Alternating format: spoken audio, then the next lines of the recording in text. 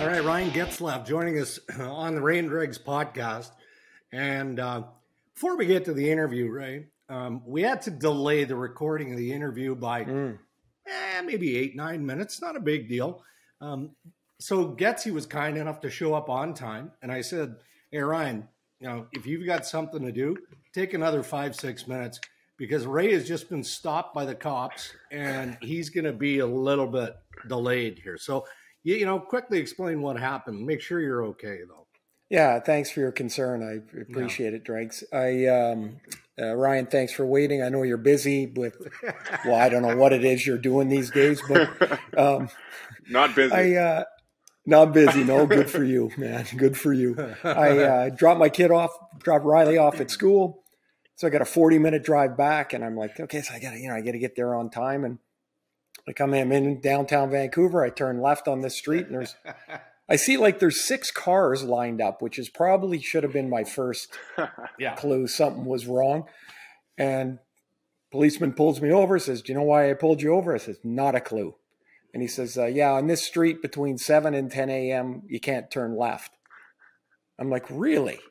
And he goes, how long have you lived here? I go, 20 years. I've made that turn 500 times. And today it costs $121. But if I pay it 30 days, I get 30 bucks. You didn't use a do you know who I am card? No, that would have made it $190. I just wanted to get out of there. Just up there a little bit. I wish there was a camera inside that vehicle because you would have had such a burn going at that point. Well, what pissed me off was that I had no idea. Usually when you get pulled over, you're like, yeah, I know I'm speeding. I did this. The guy's like, do you have any idea why I pulled you over? Not a clue. I had no idea. Oh, I had this year. I got my new car. I got a new Audi. And right before I pulled into the parking lot at the practice rink, a cop pulled me over. As I'm pulling in there, he pulls in after me. And he goes, do you know why he pulled you over? I'm like, no. I'm like, I really don't have a clue. He goes, you don't have a front license plate. And here in California, I guess you need a front license plate, but I don't know how much time you've spent down here. I've had sports cars for 25 years, and I've never had a front license plate on one.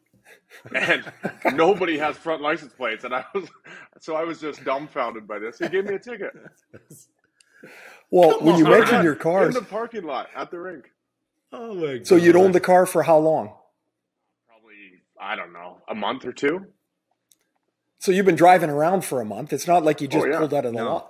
Yeah. Oh, no. And I changed cars like candy down here, and I literally have never had a front license plate. I think only one of my cars has one. It's because it's my wife's truck. Now, I don't know what year it was. You come in Anaheim, you park for, and broadcasting the games, and you come down the ramp, and you guys have had the valet sort of thing where they park your car all there. Yeah. And I saw you came in one time and you had this awesome car and I'm like, and I'm looking at all the other cars and I'm like, wow, things have changed, man. We had a bunch of Toyotas in the lot before. So are you a car guy? I am a car guy. Love that? Yes, I love cars. I've always been a car guy kind of my whole life, but Tamo really got me into it. Tamo was obviously him rolling up to the rink and the cars he had. And so I was lucky enough to get introduced to a car dealer down here that I kind of hooked up with and got to exchange cars left and right. So I kind of bought into the business a little bit, and they worked out great for me during my career. Cost me a lot less money to drive nice cars. Well, that's a good thing. Yeah. Now, did you ever get into the driving like Tamo? Not really. I've been to a couple. I went to the one in Vegas driving school, and then I'm supposed to go down to the Porsche one here. I just haven't made it down yet, but it's supposed to be pretty spectacular. Will you? Are you into F1 or anything? Like, will you get out to the race in Vegas? Or? I mean, I would go. Definitely in Vegas. Something that's closer. I don't quite love it like some of those guys that like Tamo going to Monaco and stuff like that. But the one in Vegas for sure. So how's retirement? Retirement's good. Yeah, trying to fill the days. I mean, it's kind of it's a different experience when you don't have a schedule. So I really enjoyed being around the kids, being able to. I tell everybody I'm just an unpaid Uber driver now after school. So that's all I basically do is just drive the kids around. My wife usually takes care of all the school stuff and drop off and pick up and that. And then So 7:45 to 3:30, I'm kind of on my own. I've been playing a lot of golf and stuff like that. So it's been enjoyable. Is it weird? Yeah, extremely. You miss it? You know what? I'm sure everybody says this, but I miss being around the guys. I miss being around the dressing room. I kind of miss having an impact. That's the, I think more than anything, I've noticed more and more. I watch more games.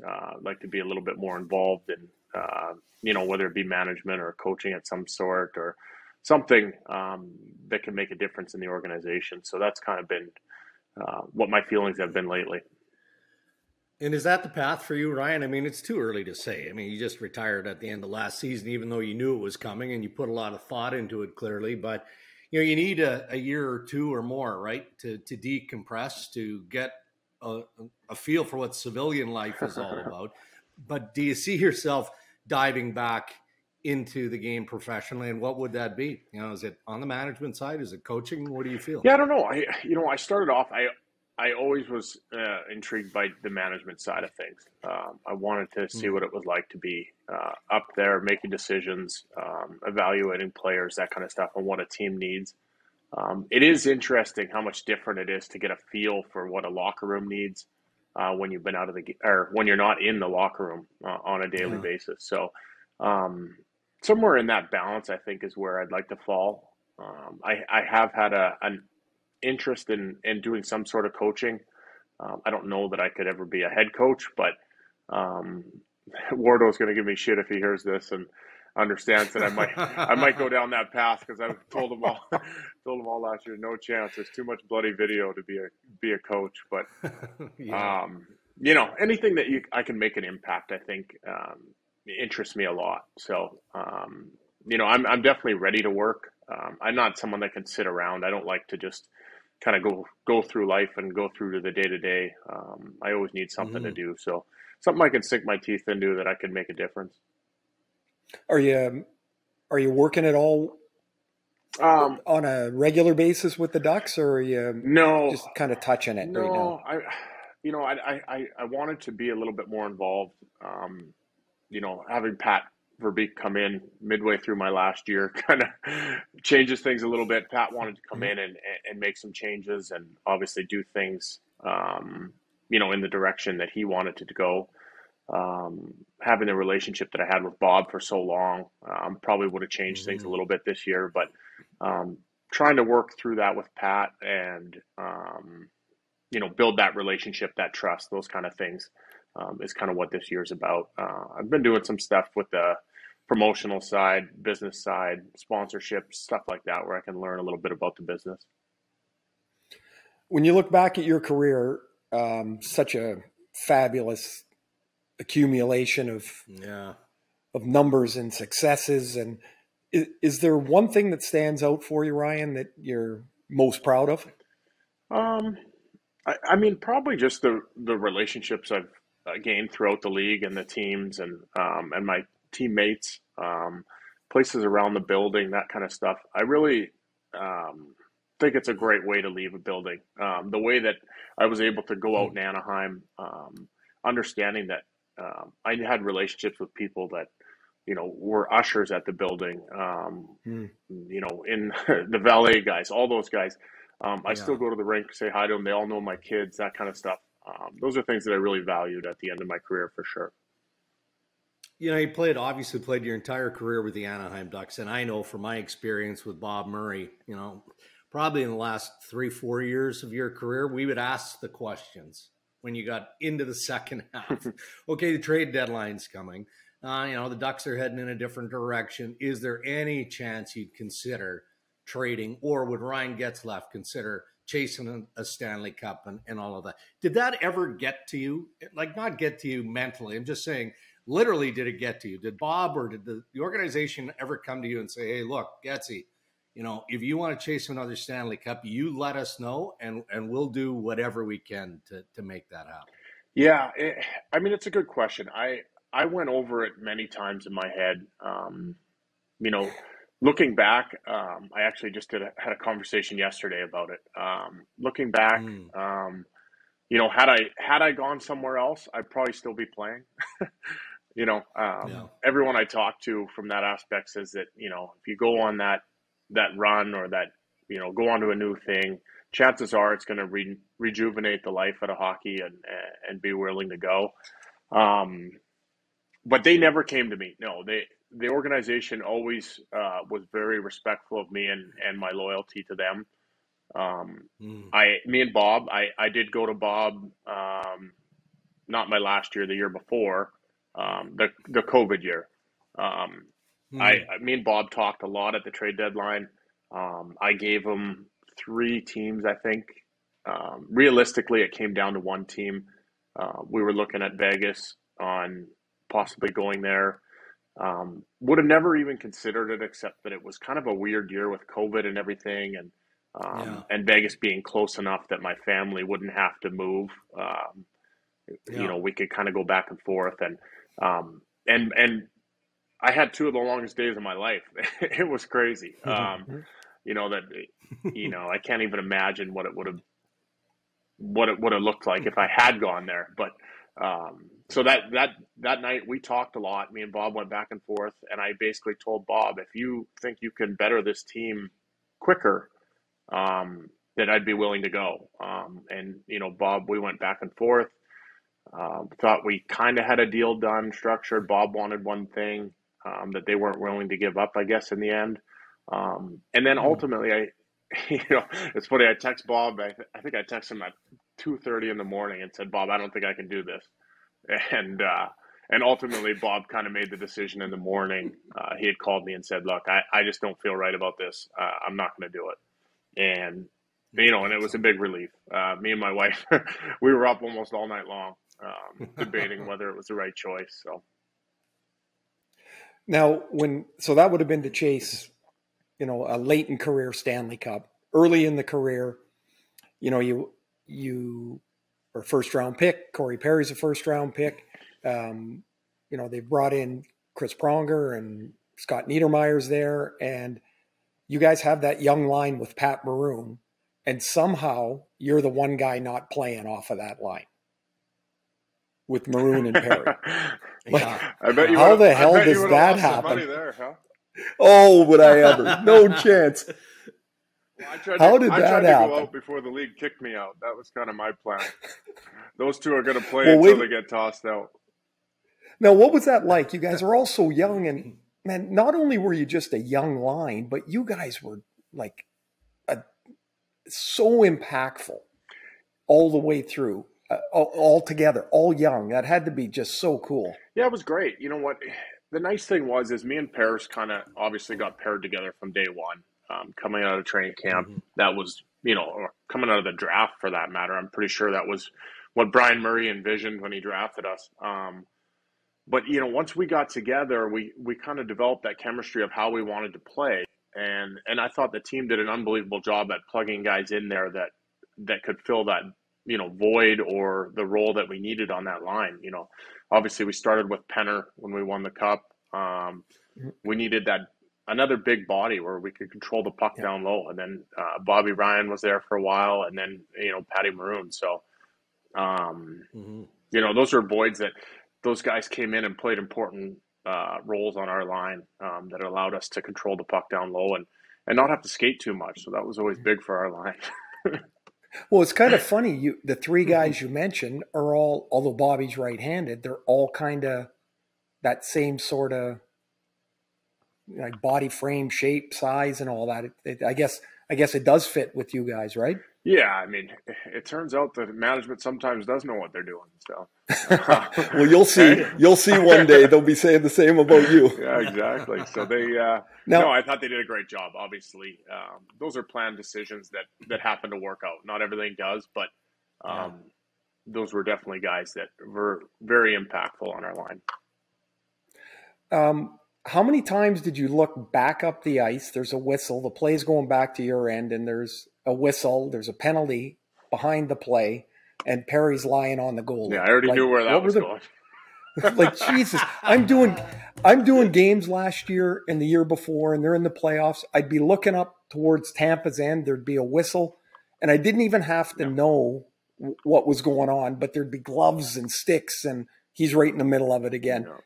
Amazing, isn't it? It is amazing, actually, that that he's still doing it right now. Still is. Yeah, no, it's I tell everybody I've been in more fights because of that guy in my career than anybody else. But you know what? That's just what makes him a special player at times in the game when if he feels he needs to change the momentum or change the discussion or whatever it is, he's willing to do almost anything. So. We'll get you out of here shortly, Ryan. But look, I know Ray wanted to talk about this. How about your son, Ryder, right? Junior reporter with the Ducks. That video is sensational as he's chirping guys from the bench and he's doing the interview in the room. And I mean, hard-hitting questions too. Like, what, he's talking to Troy Terry. Why do you keep moving your eyebrows? Yeah, my son is he did a great job. I was very proud of him. Awesome. But he did a good job. He was very witty in aspects when he's comfortable in the dressing room. So he noticed things, and him and Terry have always had that relationship where basically where Riders made fun of Terry and Terry took it. So. Right. Now, is that part, was that, what's the word I'm looking for? Was that surprising to see him handle that like he did? Because it's obviously not just going to be for mom and dad that are going to see this. Yeah. Like, I was so impressed. Like, he just looked like, I got this, man. Very like, no problem. Yeah, he did good. It was a little surprising how comfortable he was. I know he's kind of done a couple things before where he's shown that kind of aspect, but I think when he gets in that setting and he's comfortable with those guys, and that comes from being around the locker room and stuff, and obviously he's comfortable in front of the camera. Hey, I got to ask you this because I've always wondered about this, and I hope I don't have, you know how memory kind of changes things. Oh, I do. So you come back from the World Junior team. This is 100 years ago. And do I have it right? Opening face-off, you guys are in. Were you in Red Deer? We were in Red Deer, yes. And so you're playing for Calgary, and Brent Sutter and Andrew Ladd, of course, was on the other team. You guys fight right off the opening face-off. So Brent Sutter's on Red Deer. Phaneuf and Colin Fraser are both on Red Deer. That's who it is. Me and Andrew Ladd are on Calgary, and I think Ladd went first. I think Ladd and Phaneuf fought off the opening face-off, and then the next face-off. So before the game even started, me, Ladd, Phaneuf, and Fraser were all in the penalty box. I remember I talked to Brent after the game, and he goes, "What the hell are you guys doing?" He's like, "We come back, and we got to start the first 5 minutes without the four best players on the ice." It was such a crazy thing because you guys had all come from the World, or you'd come from the World Juniors. Brent's the coach, and yeah, I always wanted to ask you, like, how did that even start? Like, it was just so odd to see. Yeah, it was funny because it was, you know what, we came back. Phaneuf and Ladd always kind of had a little tension through, playing against each other so much. And even at the World Juniors, they kind of had a little tension. And so they kind of, I don't know what happened. I didn't even know what was going on. And then all of a sudden they were fighting. And then me and Fraser went to take the face off again. And Fraser's like, "You want to go?" I was like, "Well, sure, why not?" It was, I thought it was kind of cool because it was kind of a message to our teams that we were both, we were back, and the World Juniors are over. We'll let you go. Amazing. Yeah, it was funny. It was terrific. Getsy, we'll let you go. Quick thought on the All-Star. I mean, you attended it so many times. Are you a fan of it? I mean, it looks like it's getting a little gimmicky now, more so than maybe it was back in the old days. I mean, it's never been super competitive, but it's coming around the corner. So from a player perspective, yeah, how do you look at it? It's hard. The All-Star game, I grew up with the All-Star game being a big honor to go to. When I, not me personally, but when I was watching, I always remember guys took a lot of pride in going to it, having the fastest skater competition, all that kind of stuff was pretty cool. I think in today's world, the problem is that we need the gimmicky kind of marketing, all that stuff. It's just kind of the way of the world, the way the kids want to see things. The fan base now loves to see guys doing crazy stuff that And you know, and we take cues. I mean, you watch the NBA All-Star game, all that stuff. It's Yeah. all about the show and the flash, and so that's just the day and age we are, I think. And you know, players I think are doing a pretty good job adapting to it. It's not really in our nature, most of us. So I think guys are doing a pretty good job at trying to sell the game and be a part of something like that. It really helps when you host it in places like Florida, and you can be on the beach somewhere rather than. I went to one in Columbus. It was freezing. I went to one in Montreal. It was freezing. Other guys are sending me pictures from the beach during the All-Star break, so that wasn't that fun to look at. All right, Getsy. Well, look, terrific. You were able to join us. We've been looking forward to it for a long, long time.